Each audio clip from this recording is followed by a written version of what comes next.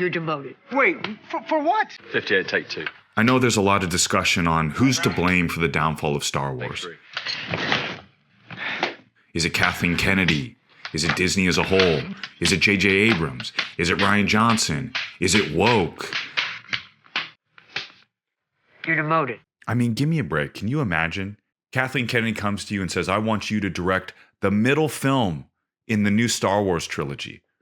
The Empire Strikes Back of this new trilogy. And you do what Rian Johnson did?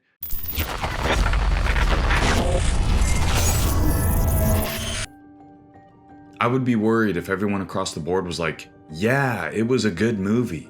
It's much more exciting to me when you get a group of people who are coming up to you who are really, really excited about it. Then there are other people who walk out literally saying, it's the worst movie I've ever seen. Having those two extremes is the mark of the type of movie that I want to make. These words from Rian Johnson reveal the fundamental problem with his approach to directing Star Wars Episode VIII The Last Jedi.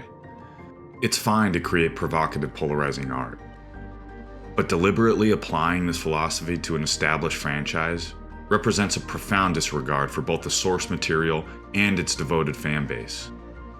Johnson's stated goal of provoking extreme reactions suggests he approached The Last Jedi not as a continuation of the Star Wars saga, but as a vehicle for his personal artistic philosophy. This mindset prioritized generating meta discussions around the film over serving the story and characters he was entrusted with. Nowhere is this more evident than in his treatment of Luke Skywalker. And I told Brian this, it's no surprise. I said, I just fundamentally disagree with your concept of this character and how you use him. Now, having said that, I'll do everything within my power to realize your vision. Because, you know, it's not my character to decide. It belongs to other people. They just rent it out to me. The transformation of Luke from a hopeful hero who believed in redemption strongly enough to face Vader and the Emperor into a bitter hermit who contemplated murdering his sleeping nephew represents a dramatic departure from the character's established arc. My character always represented hope and optimism, and now here I am, very pessimistic and disillusioned and sort of demoralized. No matter how this comes out, if I'm wonderful, it's because of him. And if it's terrible, it's also his fault. Got it? I said to him, I said, Ryan, Jedis don't give up. I got to stop thinking old school, because this is the new generation. In this generation, not only do they give up, but they move to an island for 20 years. I almost had to think of Luke as another character. Maybe he's Jake Skywalker. He's not my Luke Skywalker. This wasn't simply creative evolution. It was deliberate subversion designed to provoke extreme reactions. It's selfish. And then Johnson's producing partner dismissed Mark Hamill's concerns by saying this.